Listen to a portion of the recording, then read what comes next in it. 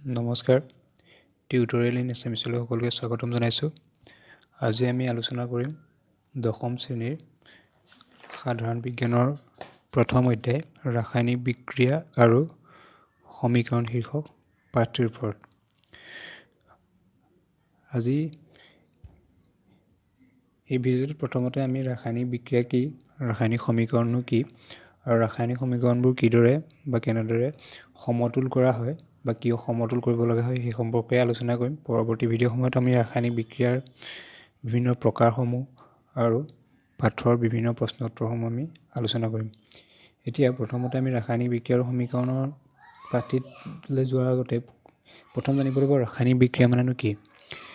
ৰাসায়নিক বিক্ৰিয়া মানে কি, যে ৰাসায়নিক বিক্ৰিয়া হৈছে এনে এটা প্ৰক্ৰিয়া য'ত এটা বা তাতকৈ অধিক পদাৰ্থৰ ৰূপান্তৰ ঘটি নতুনকৈ এটা বা তাতকৈ বেছি পদাৰ্থৰ উৎপন্ন হয়। কি হৈছে যে ৰাসায়নিক বিক্ৰিয়া হৈছে এনে প্ৰক্ৰিয়া য'ত এটা বা ততোধিক পদাৰ্থৰ কি হৈছে এটা বা ততোধিক পদাৰ্থৰ ৰূপান্তৰ ঘটি কি উৎপন্ন হয়, এটা বা ততোধিক নতুন পদাৰ্থৰ উৎপন্ন হয়। এতিয়া আমি যদি উদাহৰণ হিচাপে চাওঁ যে ইয়াত এটা আমি ৰাসায়নিক বিক্ৰিয়া লৈছোঁ। এই ৰাসায়নিক বিক্ৰিয়াটো কি হৈছে, জিংকে ছালফিউৰিক এচিডৰ সৈতে ক্ৰিয়া কৰি কি উৎপন্ন কৰিছে, জিংক ছালফেট আৰু হাইড্ৰজেন উৎপন্ন কৰিছে। ইয়াত কি হৈছে যে জিংক আৰু যিটো ছালফিউৰিক এচিড আছে, ইয়াত জিংক আৰু ছালফিউৰিক এচিডৰ ৰূপান্তৰ ঘটি কি হৈছে জিংক ছালফেট আৰু হাইড্ৰজেন দুটা নতুন পদাৰ্থ উৎপন্ন হৈছে। এইবোৰ হৈছে ৰাসায়নিক বিক্ৰিয়া। এতিয়া ৰাসায়নিক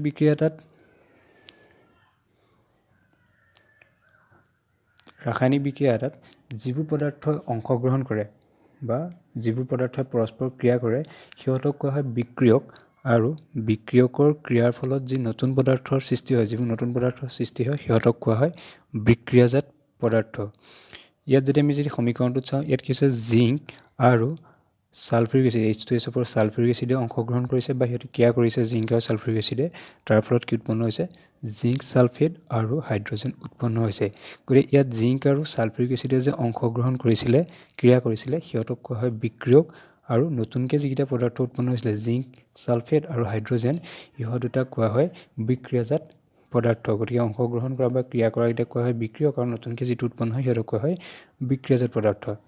এতিয়া আমি যি কৈছোঁ ইয়াত যিখিনি পদাৰ্থ বুলি কৈছোঁ, এই পদাৰ্থসমূহ কি হ'ব পাৰে, ৰাসায়নিক বিক্ৰিয়াৰ পদাৰ্থসমূহ ৰাসায়নিক মৌল বা যৌগ যিকোনো হ'ব পাৰে।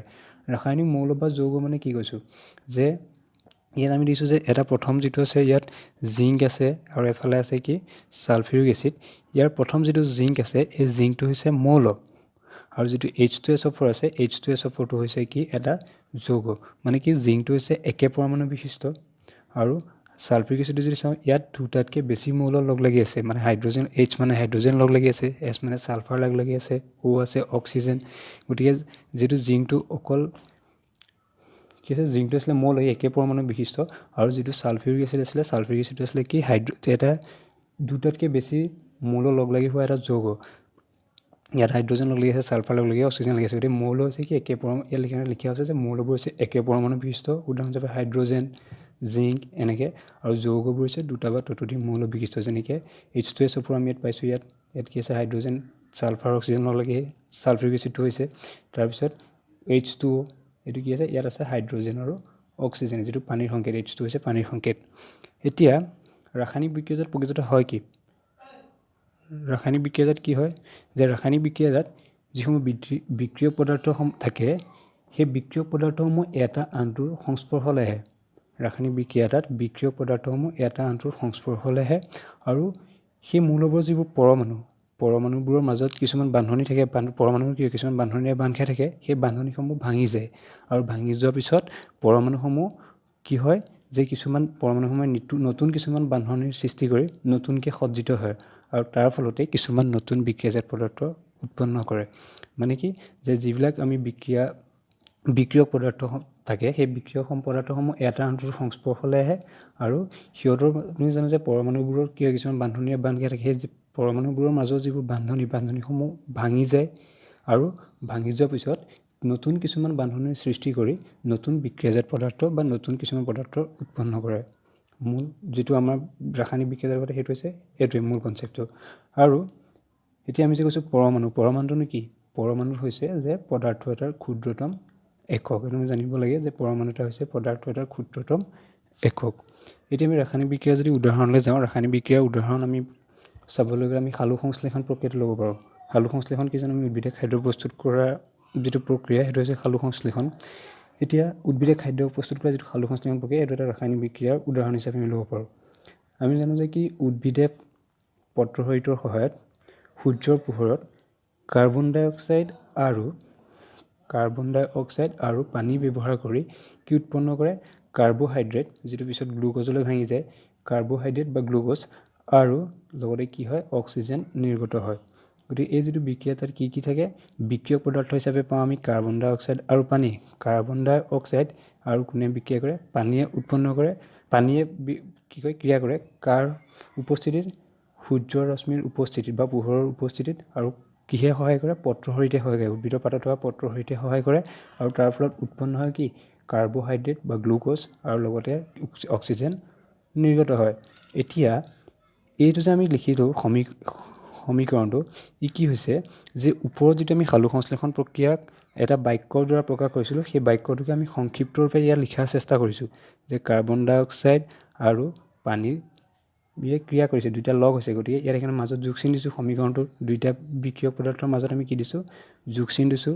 তাৰপিছত যিটো উৎপন্ন হৈছে তাক দেখুওৱা হৈছে কাৰ চিনৰ সহায়ত। আৰু কাৰ উপস্থিতিত হৈছে ওপৰত লিখা হৈছে সূৰ্যৰশ্মিৰ উপস্থিতিত, আৰু কি উৎপন্ন হৈছে সেইটা লিখা হৈছে সোঁ চাইডে যে কাৰ্বহাইড্ৰেট উৎপন্ন হৈছে আৰু মানে গ্লুক'জ, আৰু ইটো কি উৎপন্ন হৈছে? অক্সিজেন উৎপন্ন হৈছে।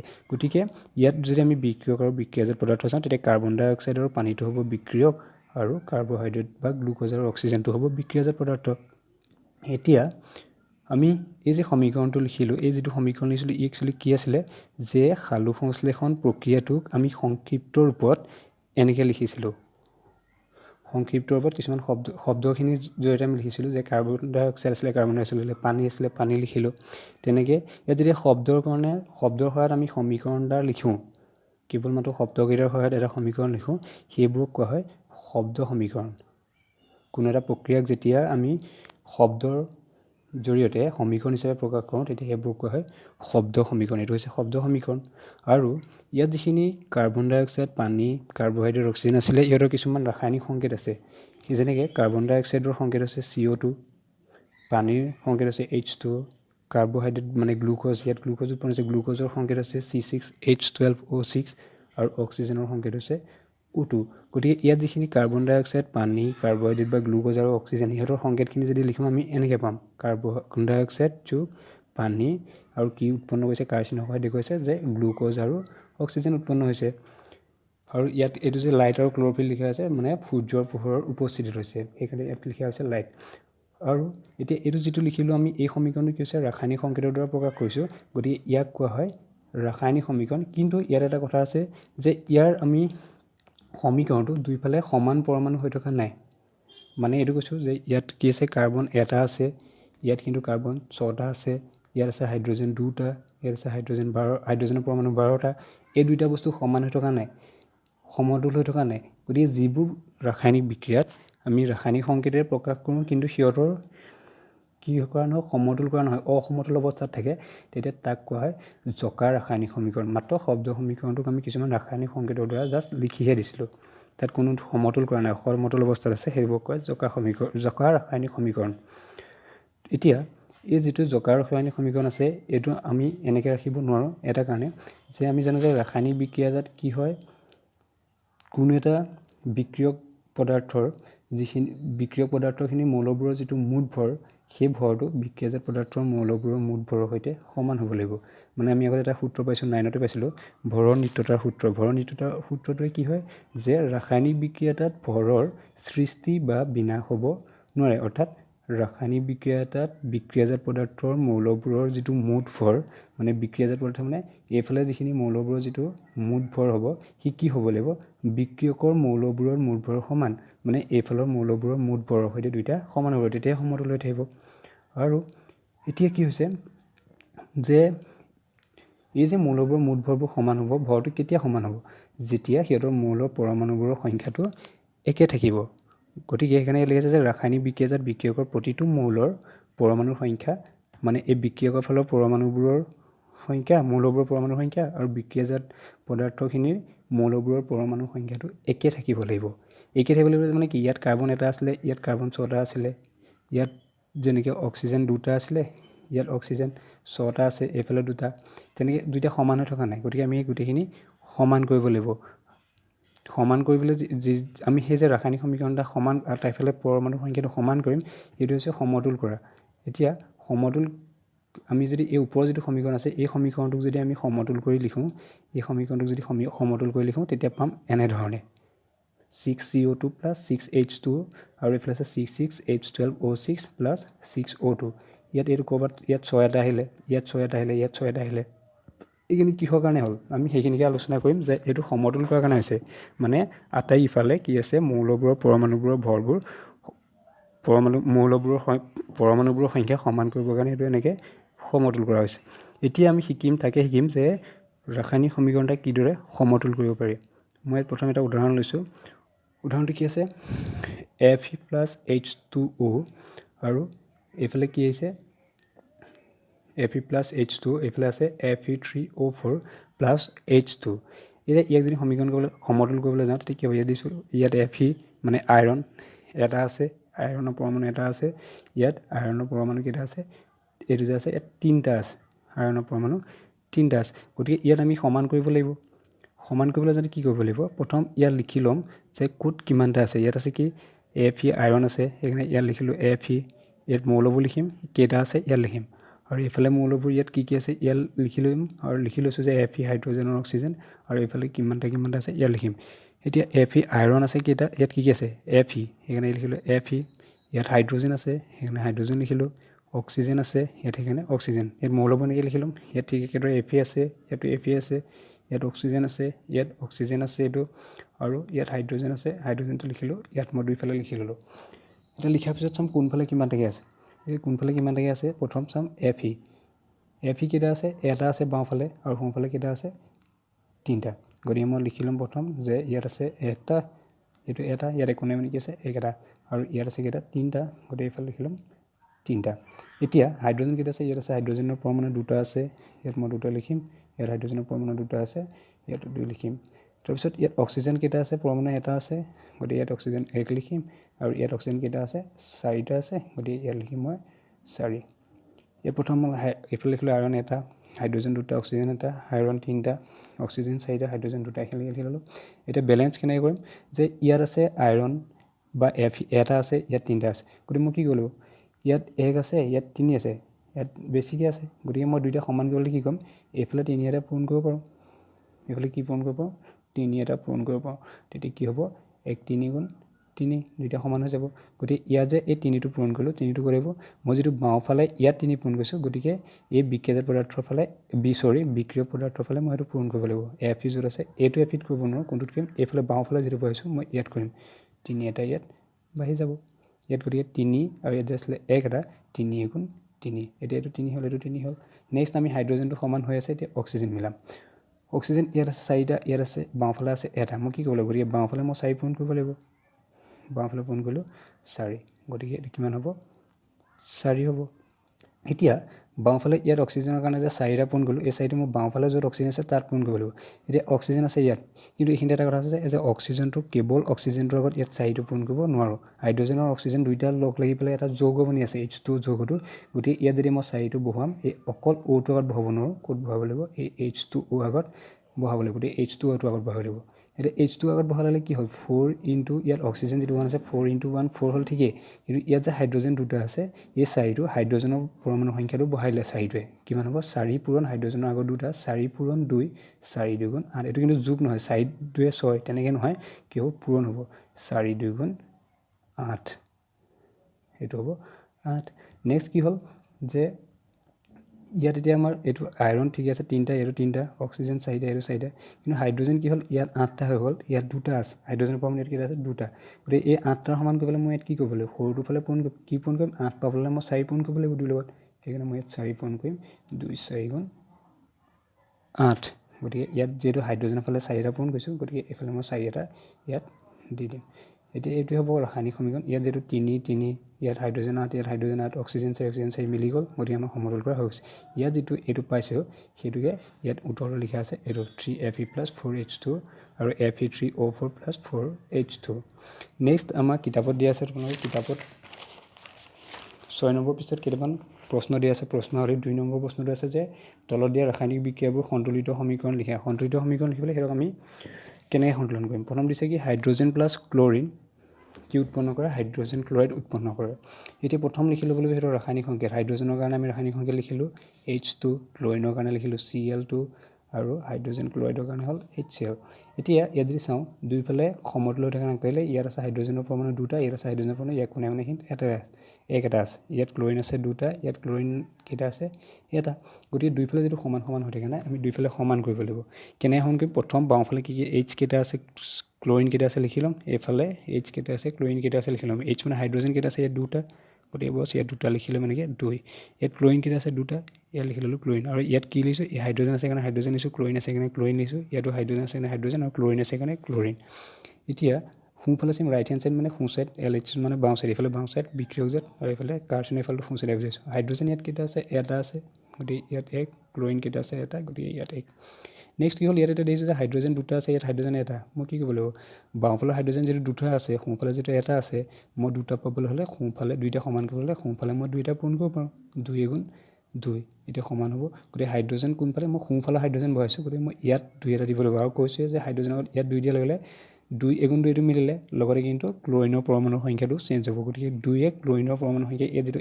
1 আছিলে গতিকে 2 × 2 ইয়াতো কি হ'ব 2টো পূৰণ হৈ যাব অকল হাইড্ৰজেনৰ লগত পূৰণ হয় ক্লৰিনৰ লগতো পূৰণ হ'ব তাত গতিকে 2 × 2 এতিয়া বেলেঞ্চ হৈ গ'ল গতিকে ইয়াত কি পালোঁ ইয়াত যিটো 2 এটা পালোঁ আৰু বেলেগ দুইটা সমতল হৈ গ'ল ইয়াত হাইড্ৰজেন দুটা ক্লৰিনৰ পৰমাণু দুটা গতিকে আমি সমতল কৰাৰ পিছত পাম সমীকৰণ এইটো নেক্সট আহিলে বেৰিয়াম ক্লৰাইড যোগ এলুমিনিয়াম ছালফেট কি উৎপন্ন কৰে বেৰিয়াম ছালফেট আৰু এলুমিনিয়াম ক্লৰাইড এতিয়া প্ৰথম সংকেতকেইটা লিখি ল'ব লাগিব সংকেতকেইটা কি বেৰিয়াম ক্লৰাইডৰ সংকেত আছে BaCl2 এলুমিনিয়াম ছালফেটৰ সংকেত আছে Al2SO4 বেৰিয়াম ছালফেটৰ সংকেত আছে BaSO4 আৰু এলুমিনিয়াম ক্লৰাইডৰ সংকেত আছে AlCl3 এই যিখিনি সংকেত আছে সংকেতখিনি জানিব লাগিব মই পিছত ভিডিঅ'টো ডেছক্ৰিপশ্যনত এই সংকেত যিবোৰ ৰাসায়নিক সংকেত যৌগবোৰৰ কাৰণে ৰাসায়নিক সংকেত কিছুমান মই দি দিম এইখিনি আমি জানিব লাগিব এতিয়া বেৰিয়াম ক্লৰাইডৰ ইয়াত মই লিখিছোঁ BaCl2 এতিয়া প্ৰথম সমতল কৰিবলৈ যাওঁতে লিখিব লাগিব ইয়াত কি আছে মই লিখি ল'ম ইয়াত কি আছে বেৰিয়াম আছে গতিকে ইয়াত লিখিলোঁ বেৰিয়াম ক্লৰিন আছে ক্লৰিন লিখিলোঁ এলুমিনিয়াম আছিলে এলুমিনিয়াম লিখিলোঁ ইয়াত কিন্তু ছালফাৰ আৰু অক্সিজেন যদিও দুটা আছিলে মই এটা যৌগ হিচাপে ধৰিছোঁ কাৰণ এটা SO4 যেতিয়া আছে গতিকে এইটো ব্ৰেকেটৰ ভিতৰত এইটো যৌগ হিচাপে ধৰিছে 3টা গতিকে মই ইয়াত যৌগ হিচাপে ধৰিলে মোৰ কৰিবলৈ বেছি সহজ হ'ব এইটো নিয়মত কৰিলে গতিকে মই SO4 ধৰি গৈছোঁ ছালফাৰ আৰু অক্সিজেন বেলেগে নাই লোৱা এতিয়া বেৰিয়াম আছিলে বেৰিয়াম ক্লৰিন লিখিলোঁ এলুমিনিয়াম লিখিলোঁ ছালফেট এইফালে একে বেৰিয়াম আছিলে বেৰিয়াম লিখিলোঁ ছালফেট আছিলে ছালফেট লিখিলোঁ এলুমিনিয়াম আছিলে এলুমিনিয়াম লিখিলোঁ ক্লৰিন আছিলে ক্লৰিন লিখিলোঁ কোনফালে কিমান আছে লিখি যাম বেৰিয়াম ইয়াত আছে একো নাই মানে এটা ক্লৰিন আছে ইয়াত দুটা গতিকে ইয়াত 2 এলুমিনিয়াম আছে দুটা আৰু SO4 কেইটা আছে 3টা SO4 এইটো ব্ৰেকেট দি পেলাই ইয়াত 3 গতিকে SO4 আছে 3টা ইয়াত বেৰিয়াম কেইটা আছে এটা SO4 কি SO4 কিন্তু এটা 4 নহয় কেনেকৈ SO4 একেলগে ধৰিছোঁ গতিকে SO4 একেলগে তাত একো নাই মানে এইখিনি 1 গতিকে SO4 আছে এটা এলুমিনিয়াম কেইটা আছে এটা ক্লৰিন কেইটা আছে 3টা এতিয়া সমতল কৰিম সমতল কৰোঁতে কেনেকৈ কৰিম যে ইয়াত দুটা আছে ইয়াতো 3টা আছে বেৰিয়াম এটা মিলি আছে ক্লৰিন দুটা আছে ইয়াত 3টা আছে কিন্তু ক্লৰিনৰ মই ইয়াত কৰিবলৈ যাওঁতে 2 আৰু 3 মই মিলাবলৈ যাওঁতে অকণমান অসুবিধা হ'ব মানে জটিল হৈ পৰিব গতিকে প্ৰথম এলুমিনিয়াম পৰা ষ্টাৰ্ট কৰিম এলুমিনিয়াম ইয়াত দুটা আছে ইয়াত এলুমিনিয়াম এটা আছে গতিকে মই 1টোৰ লগত 2 এটা পূৰণ কৰি বাওঁফালৰ সৈতে সমান কৰিব পাৰোঁ গতিকে 2 × 2 এলুমিনিয়াম দুটা গতিকে এলুমিনিয়ামৰ ফালে এইফালে 2 এটা পূৰণ হ'ব সোঁ চাইডে ক'ত আছে এলুমিনিয়াম ইয়াত আছে সোঁ চাইডে গতিকে 2টো পূৰণ কৰিম মই ইয়াত নেক্সট যেহেতু 2টো এলুমিনিয়ামৰ লগত আহিলে 2টো আৰু 2টো অকল এলুমিনিয়ামৰ পৰমাণু সংখ্যা নবহাই ক্লৰিনৰ পৰমাণু সংখ্যা বহাব ক্লৰিনত ইয়াত যিহেতু 3টা আছিলে আগৰ পৰমাণু গতিকে নতুনকৈ কিমান হ'ব 2 × 3 ইয়াত 2 এটা নতুনকৈ পূৰণ হৈ গৈছে 2 × 3 সমান 6 2 × 3 সমান 6 গতিকে ইয়াত এলুমিনিয়ামৰ লগত বহাৰ লগে লগে ক'ত বহিলে আৰু ক্লৰিনটো বহিলে এতিয়া বেৰিয়াম মিলি আছে ক্লৰিন নাই মিলে এতিয়া নেক্সট কি হৈ আছে আমি ছালফেট ইয়াত কেইটা আছে তিনিটা ইয়াত ছালফেটৰ পৰমাণু আছে এটা গতিকে তিনিটা আৰু এটা কৰিলে মই ইয়াত কি কৰিম তিনি এটা পূৰণ কৰিম ইয়াত কি কৰিম তিনি এটা পূৰণ কৰিম তেতিয়া ইয়াত কিমান হ'ব তিনি হৈ যাব ছালফেট গতিকে তিনি তিনি সমান হ'ব আৰু ইয়াত যিটো সোঁফালে পূৰণ কৰিছোঁ মই ইয়াত ক'ত অকল ছালফেটৰ লগত ইয়াত তিনিটো পূৰণ কৰিব নোৱাৰোঁ BaSO4 গোটেই যৌগটোৰ আগত কৰিব লাগিব গতিকে তিনিটো মই ইয়াত পূৰণ কৰিম গতিকে তিনিয়ে ছালফেটৰ 1টোৰ লগত পূৰণ হয় তিনি এগুণ তিনি হ'ল আৰু ই অকল ছালফেটৰ নবহায় কাৰণ বেৰিয়ামৰ পৰমাণু সংখ্যা বহাব গতিকে তিনি আৰু ইয়াত বেৰিয়াম আছিলে এটা তিনি এগুণ তিনি গতিকে ইয়াত তিনি এটা পূৰণ হ'ব তিনি এগুণ সমান তিনি এতিয়া কোনকেইটা মিলি আছে ক্লৰিন নাই মিলা বেৰিয়াম নাই মিলা এলুমিনিয়াম তলতো মিলি গ'ল আৰু ছালফেট মিলি আছে এতিয়া আমি বেৰিয়ামটো চাম বেৰিয়ামটো কি হৈছে ইয়াত আছে এটা ইয়াত আছে তিনিটা গতিকে এই সোঁফালৰ তিনিটা সমান কৰিবলৈ মই বাওঁফালে কি কৰিব লাগিব একটোৰ লগত কি পূৰণ কৰিম তিনি এটা পূৰণ কৰিম তেতিয়া কিমান হ'ব তিনি হ'ব গতিকে বেৰিয়ামটোৰ লগত তিনি এটা পূৰণ কৰিম ইয়াত আহিব তিনি আৰু তিনিটো অকল বেৰিয়ামে বহোৱা নাই কাৰণ ক্লৰিনৰ পৰিমাণো বহাব গতিকে ক্লৰিনত ইয়াত কেইটা আছে দুটা গতিকে তিনি পূৰণ দুই ইয়াত কি হৈ যাব আগত যিটো তিনি এটা পূৰণ কৰিছোঁ ইয়াৰ লগত তিনি এটা পূৰণ হৈ যাব সমান কিমান হ'ব তিনি দুগুণ ছয় এতিয়া কি হ'ল বেৰিয়াম তিনিটা ইয়াতো বেৰিয়াম তিনিটা ক্লৰিন ছটা এলুমিনিয়াম দুটা ছালফেট তিনিটা মিলি গ'ল এইটো সমতুল কৰা হৈ গ'ল ইয়াত যিটো সমতুল কৰি যিটো পাইছোঁ সেইটোকে ইয়াত আমি লিখিছোঁ এনচাৰটো নেক্সট আছে ছ'ডিয়াম প্লাছ পানী কি উৎপন্ন কৰে ছ'ডিয়াম হাইড্ৰক্সাইড আৰু হাইড্ৰজেন উৎপন্ন কৰে ইয়াত প্ৰথমে কি আছে লিখি ল'ম ছ'ডিয়াম আছে ছ'ডিয়ামৰ সংকেত Na পানীৰ সংকেত হৈছে H2 ছ'ডিয়াম হাইড্ৰক্সাইডৰ NaOH আৰু হাইড্ৰজেনৰ সংকেত হৈছে H2 এতিয়া কোনটো মৌল কিমান আছে লিখি ল'ম Na ছ'ডিয়াম এটা আছে এটা হাইড্ৰজেন H দুটা আছে ইয়াত দুটা অক্সিজেন এটা আছে গতিকে ইয়াত লিখিম এটা নেক্সট ইয়াত ছ'ডিয়াম আছে এটা লিখিলোঁ অক্সিজেন এটা আছে এটা লিখিলোঁ চৰি এইটো হাইড্ৰজেনত লিখি দিছোঁ অক্সিজেন এটা আছে এটা লিখিলোঁ আৰু হাইড্ৰজেন ইয়াত আছে এটা আৰু এইফালে আছে ইয়াত দুটা গতিকে ইয়াত আছে দুই টোটেল কেইটা আছে তিনিটা এতিয়া এই দিছোঁ যে ছ'ডিয়াম মিলি আছে 1 অক্সিজেন মিলি আছে মাত্ৰ হাইড্ৰজেনটো মিলাব লাগিব হাইড্ৰজেন ইয়াত যিটো তিনিটা আছে ইয়াত যিটো দুটা আছে গতিকে মই কি কৰিব লাগিব এই হাইড্ৰজেনটো মই চাৰিটা কৰিবলৈ চালে ইয়াৰ লগত দুই পূৰণ কৰি মই সমতুল কৰিবগৈ পাৰিম গতিকে ইয়াৰ লগত চাৰি কিনে হ'ব এইফালে যিটো দুটা আছে ইয়াত যিটো এটা আছে মই ইয়াক দুই কৰিব লাগিব ইয়াক দুই কৰিবলৈ কি কৰিব লাগিব মই ইয়াত দুই এটা পূৰণ কৰিব লাগিব ইয়াত দুই এটা পূৰণ কৰিলে এইফালে 1 আছিলে 1 × 2 ইয়াৰ লগত কি হ'ব এই একটোৰ লগত দুই এটা পূৰণ হৈ যাব গতিকে 1 2 গুণ 2 2 2 কিমান হৈ যাব 4 হৈ যাব আৰু লগে লগে কি হ'ব ছ'ডিয়ামতো বাঢ়িব ছ'ডিয়ামত 2 ইয়াত আছে 1 2 গুণ 2 হ'ব এইটো মানে ইয়াত দুই এটা পূৰণ হৈ যাব গতিকে 1 পূৰণ 2 সমান 2 আৰু অক্সিজেনত কি হ'ব ইয়াত এটা আছিলে ইয়াত দুই এটা পূৰণ হৈ গৈছে গতিকে ইয়াতো কিমান হ'ব 2 সমান 2 এনেকৈ হ'ব এতিয়া আমি যিটো ছ'ডিয়াম ইয়াত এটা হ'ল ইয়াত দুটা হ'ল গতিকে বাওঁফালে এটা সোঁফালে দুটা গতিকে সোঁফালৰ সমান কৰিবলৈ মই বাওঁফালে আৰু কেইটা পূৰণ কৰি দিব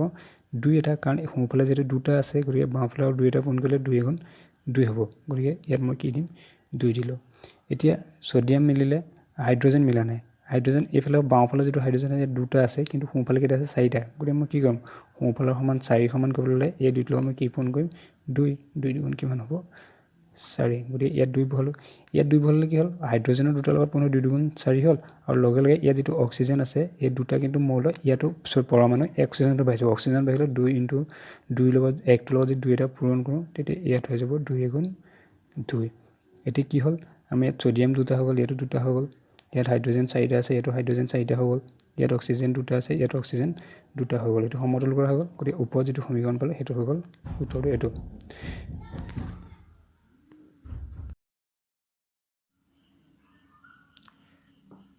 next barium chloride plus sodium sulphate কি উৎপন্ন কৰিছে বেৰিয়াম ছালফেট আৰু ছ'ডিয়াম ক্লৰাইড এতিয়া বেৰিয়াম ক্লৰাইডৰ আমি সংকেত জানো যে বেৰিয়াম ক্লৰাইডৰ সংকেত হৈছে BaCl2 ছ'ডিয়াম ছালফেটৰ সংকেত হৈছে Na2SO4 বেৰিয়াম ছালফেটৰ সংকেত হৈছে BaSO4 আৰু ছ'ডিয়াম ক্লৰাইডৰ সংকেত হৈছে NaCl এতিয়া প্ৰথম আমি চাম ইয়াত যিখিনি বিক্ৰিয়ক পদাৰ্থ বা বিক্ৰিয়াজাত পদাৰ্থ আছে সিহঁতৰ যৌগবোৰত থকা মৌলবোৰত কি মৌল আছে এতিয়া প্ৰথম চাম যে BaCl2 Ba আছে এখানে লিখিলোঁ Ba আৰু ক্লৰিন আছে ক্লৰিনটো ইয়াত লিখিলোঁ Na মানে ছ'ডিয়াম আছে ইয়াত ছ'ডিয়াম লিখিলোঁ আৰু ছালফেট আছে গতিকে ইয়াত লিখিলোঁ ছালফেট মই ইয়াত খালি S2 ছালফাৰটোৰ অক্সিজেনটো মই বেলেগ লৈও কৰিব পাৰোঁ বা একেলগে ল'ব পাৰোঁ মই একেলগে লৈ পেলাই কৰিছোঁ ছালফেটটো বা ছালফাৰটো বেলেগে অক্সিজেনটো বেলেগে লৈ তেনেকৈ একো কৰিব পাৰোঁ এতিয়া ইয়াত ছালফাৰ আৰু অক্সিজেন একেলগে লৈ পেলাই কৰিছোঁ মই এতিয়া প্ৰথম ইয়াতো এতিয়া সোঁফালে চাম সোঁফালে ইয়াত BA আছে ইয়াত BA লিখিছোঁ SO4 একেলগে ধৰিছোঁ যৌগটো গতিকে SO4 ইয়াত লিখিলোঁ Na লিখিলোঁ আৰু যিটো ক্লৰিন আছে ক্লৰিন লিখিলোঁ এতিয়া আমি প্ৰথম বেলেঞ্চ কৰিবলৈ যাওঁতে প্ৰথম লিখি ল'বলৈ কোনটো পৰমাণু কেইটা আছে বেৰিয়াম পৰমাণু আছে এটা ক্লৰিন আছে কেইটা দুটা সোডিয়াম Na2 আছে দুটা SO4 আছে SO4 আমি SO4 বুলিছোঁ গতিকে ইয়াত যদি মই এনেকৈ যদি ধৰোঁ ইয়াত কেইটা আছে এটা আছে গতিকে SO4 আছে এটা ইয়াত বেৰিয়াম আছে এটা SO4 মই একেলগে ধৰিছোঁ গতিকে SO4 যদি ছালফেটটো যদি মই একেলগে ধৰোঁ তাত কেইটা আছে এটা আছে গতিকে ইয়াত লিখিম এটা সোডিয়াম কেইটা আছে এটা গতিকে ইয়াত লিখিম সোডিয়াম 1 আৰু ক্লৰিনত কেইটা আছে এটা গতিকে মই ইয়াত লিখিম 1 এতিয়া এক বেলেঞ্চ কৰিবলৈ যাতে আমি বেৰিয়াম মিলি আছে এটা ছালফেট গ্ৰুপ ভিতৰত মিলি আছে এতিয়া আছে কি ক্লৰিন কি আছে বাওঁফালে আছে বিক্ৰিয়কৰ ফালে আছে দুটা আৰু সোঁফালে আছে কেইটা এটা গতিকে ক্লৰিন দুইটা মিলাবলৈ মই কি কৰিম বাওঁফালে দুইটো সমান কৰিবলৈ হ'লে সোঁফালে মই 2 এটা পূৰণ কৰিব লাগিব গতিকে 2 গুণ হ'ব 2 আৰু ইয়াত যদি মই ক্লৰিন সোঁফালে পূৰণ কৰিছোঁ ইয়াত ক্লৰিন য'ত আছে ইয়াত ক্লৰিন ইয়াত আছে ইয়াত 2টো পূৰণ কৰিলে কিন্তু মই আগতো কৈছোঁ যে ক্লৰিনটোৰ আগত কেৱল 2টো পূৰণ নহয় ইয়াত যিটো ক্লৰিনটোৰ যিটো মৌলৰ লগত লগ লাগি যিটো যৌগ গঠন কৰিছে সোডিয়াম আৰু ক্লৰিন লগ লাগি সোডিয়াম ক্লৰাইড গতিকে গোটেই সোডিয়াম ক্লৰাইড NaClৰ আগত মই 2টো দিব লাগিব গতিকে 2 লগত ক্লৰিন 1টা পূৰণটো 2 হ'ল আৰু লগে 2টোৱে কি কৰিব সোডিয়ামৰ পৰমাণু সংখ্যা বহিব গতিকে ইয়াত আছে 1 গতিকে 2টোৱে এই 1টোৱে পূৰণ হ'ব 2 গুণ 2 গতিকে 1টোৰ লগত মই 2 এটা পূৰণ কৰিম 2 গুণ 2 এইটো হৈছে সোডিয়ামৰ এতিয়া আমাৰ কি হ'ল বেৰিয়াম এটা ইয়াত বেৰিয়াম এটা মিলি গৈছে ক্লৰিন ইয়াত দুটা হ'ল সোডিয়াম ইয়াত দুটা হ'ল আৰু ছালফেট এটা ইয়াত ছালফেট এটা গতিকে এইটো সমতুল কৰা হৈ গৈছে মাত্ৰ কি আছে 2 এটা আৰু আমি সমতুল কৰি পোৱা ইকুৱেশ্যনটো মানে সমীকৰণটো হ'ব এইটো আনচাৰটো হ'ব এইটো এতিয়া নেক্সট আছে সোডিয়াম হাইড্ৰক্সাইড আৰু হাইড্ৰক্লৰিক এচিডে বিক্ৰিয়া কৰি সোডিয়াম ক্লৰাইড আৰু পানী উৎপন্ন কৰিছে এতিয়া প্ৰথম যিটা বিক্ৰিয়ক আছে সোডিয়াম হাইড্ৰক্লৰিক এচিড সিহঁতৰ সংকেতকেইটা লিখি ল'ম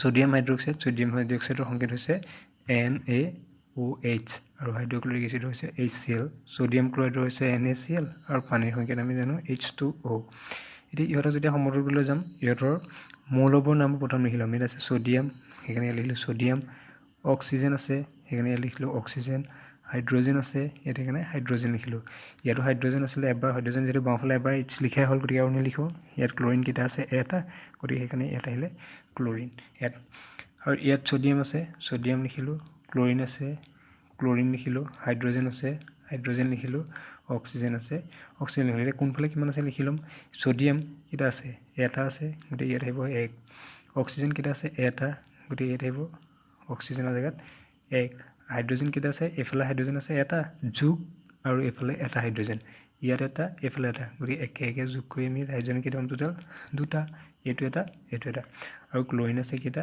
এটা গতিকে ক্লৰিনৰ জেগাত লিখিম 1 এইফালে যদি সোডিয়াম এটা আছে গতিকে সোডিয়াম এটা ক্লৰিন আছে এটা ক্লৰিন কেইটা আছে এটা গতিকে ইয়াত আহিব ক্লৰিন এটা আৰু হাইড্ৰজেন ইয়াত কেইটা আছে দুটা আছে সেইটো গতিকে ইয়াত আহিব হাইড্ৰজেন 2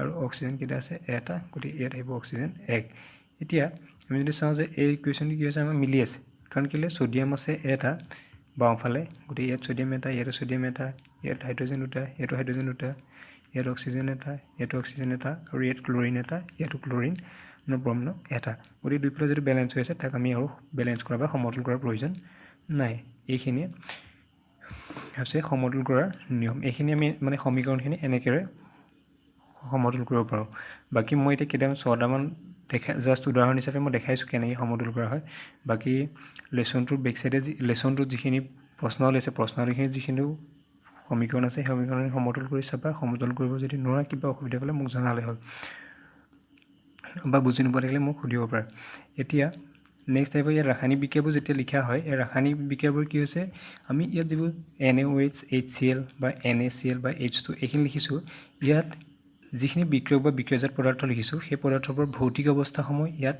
কিন্তু উল্লেখ কৰা নাই ভৌতিক অৱস্থা মানে কি আমি ভৌতিক অৱস্থা কি পাওঁ গোটা পাওঁ তৰল পাওঁ গেছীয় পাওঁ জলীয় পাওঁ কোনটো কেনেকুৱা গোটা মানে আমি ধৰিলোঁ এলুমিনিয়াম বা আইৰণ এইবোৰ কি গোটা। তৰল গুণবোৰ আমি যদি চাওঁ পানী H2 পানী এইটো কি পানীটো কি তৰল পদাৰ্থ। গেছীয় পদাৰ্থ কোনবোৰ হাইড্ৰজেন অক্সিজেন কাৰ্বন ডাই অক্সাইড এইবোৰ হৈছে গেছীয়। আৰু জলীয় কোনবোৰ হৈছে যে আমি কোনোবা এটা দ্ৰৱ যদি পানীত মিহলাই কৰি থোৱা থাকে মানে যদি চেনি বা নিমখ লৱণ যদি আমি পানীত মিহলাই দিওঁ তেতিয়া সি কি হ'ব জলীয় পদাৰ্থ হ'ব। পানীত যদি আমি নিমখ দিওঁ তেতিয়া সি এটা জলীয় পদাৰ্থ হ'ব। মানে কিবা এটা বস্তু যদি পানীত দ্ৰৱীভূত কৰা থাকে এতিয়া বা কিবা এটা দ্ৰৱীভূত হৈ থাকিলে এতিয়া আমি যদি চাওঁ যে গোটা অৱস্থাত আমি কি চিহ্ন বুজাওঁ এছেৰে বুজাওঁ, তৰলক বুজাওঁ এলেৰে, গেছীয়ক বুজাওঁ জিৰে আৰু জলীয়টোক আমি একুৱাছ AQৱে বুজাওঁ। গোটাটো কৈছোঁ চলিড তাৰপৰা আহিছে এছ, তৰল মানে হৈছে লিকুইড গতিকে তাৰ এলটো আৰু গেছিয়াছৰ জিটো জি আৰু জলীয় বাষ্পৰ ইংৰাজীটো হৈছে জলীয়ৰ ইংৰাজী হৈছে একুৱাছ গতিকে ইয়াত আহিব AQ শ্বৰ্ট ফৰ্মত। গতিকে এইকেইটা আমি চিহ্নৰে সূচাওঁ। যেনেকৈ আমি যদি চাওঁ ছ'ডিয়াম হাইড্ৰক্সাইডটো এটা জলীয় পদাৰ্থ গতিকে ইয়াত কি হ'ব NaOH আমি একুৱা লিখিম। HClটো একুৱাছ গতিকে ইয়াত একুৱাছ আহিছে জলীয়। NaClটো একুৱাছ হ'ব গতিকে একুৱাছ হ'ব। H2 কি হৈছে লিকুইড H2 হৈছে লিকুইড তৰল সেইকাৰণে তাত ইয়াত কি আহিছে এল আহিছে। ঠিক একেদৰে আমি যদি গেছৰ ক্ষেত্ৰত যদি চাওঁ হাইড্ৰজেনটো আমি জানো কি গেছ সেইকাৰণে ইয়াত জি আহিছে। অক্সিজেনটো হৈছে গেছ সেইকাৰণে ইয়াত জি আহিছে। আৰু H2 পানীটো হৈছে লিকুইড তৰল সেইকাৰণে ইয়াত এল। মানে এনেকৈ যিখিনি আমি যদি বিক্ৰিয়ক আৰু বিক্ৰিয়জাত পদাৰ্থখিনি ভৌতিক অৱস্থাসমূহ দেখাবলৈ যাওঁ তেতিয়াহ'লে ভৌতিক অৱস্থাসমূহ আমি 4 ধৰণে দেখাব পাৰোঁ। গোটাখিনিক কিহে চিহ্নিত কৰিব পাৰোঁ এছেৰে, যিখিনি তৰল পদাৰ্থ সিহঁতক এলেৰে, যিখিনি গেছীয় পদাৰ্থ সিহঁতক জিৰে আৰু জলীয়খিনি কিহেৰে একুৱাছ দ্ৰৱখিনিক। এতিয়া ইয়াত এনেকৈ লিখা হয় এইখিনি। এতিয়া এইখিনি এটা কথা আছে কিছুমান বিক্ৰিয়াত কি হয় যে পানী জলীয় বাষ্প হিচাপে ব্যৱহাৰ কৰা হয়। পানীক জলীয় বাষ্প হিচাপে ব্যৱহাৰ কৰা হয়। যেতিয়া জলীয় বাষ্প হিচাপে ব্যৱহাৰ কৰা হয় তেতিয়া কিন্তু H2 মানে ইয়াত যিটো H2 আছে H2ৰ মই যেনেকৈ এল লিখিছোঁ তেতিয়া কিন্তু যদি পানী যদি জলীয় বাষ্প হিচাপে লিখা হয় তেতিয়া কিন্তু ইয়াত এল লিখা নহয়, তেতিয়া কি লিখা হয় ইয়াত জি মানে গেছিয়াছ হিচাপে ইয়াত লিখা হয়। জলীয় বাষ্প হিচাপে যদি ব্যৱহাৰ কৰে তেতিয়া H2ত ইয়াত এল নিলিখি এলৰ পৰিৱৰ্তে কি লিখা হয় জি লিখা হয়। এতিয়া পানী কেতিয়া জলীয় বাষ্প হয় পানী জলীয় বাষ্প তেতিয়া হয় যেতিয়া তাক 100 ডিগ্ৰী চেলচিয়াছ বা 373 কেলভিন উষ্ণতালৈকে উতলোৱা হয়। যেতিয়া তাৰ উতলাংক 100 ডিগ্ৰী চেলচিয়াছ হয় বা 373 কেলভিন হয় তেতিয়া সি কি হয় জলীয় বাষ্প অৱস্থা লাভ কৰে। আজিৰ ভিডিঅ'টো ইমানেই আৰু পৰৱৰ্তী আমি যিখিনি মানে ৰাসায়নিক বিক্ৰিয়াৰ সমীকৰণৰ যিখিনি পৰৱৰ্তী যিটো ভিডিঅ' হ'ব ভিডিঅ'টোত আমি ৰাসায়নিক বিক্ৰিয়াৰ বিভিন্ন প্ৰকাৰসমূহ আৰু ইয়াৰ লগত আনুষংগিক যিখিনি প্ৰশ্ন সেই প্ৰশ্নখিনি আমি উত্তৰৰ সৈতে আমি আলোচনা কৰিম। ধন্যবাদ।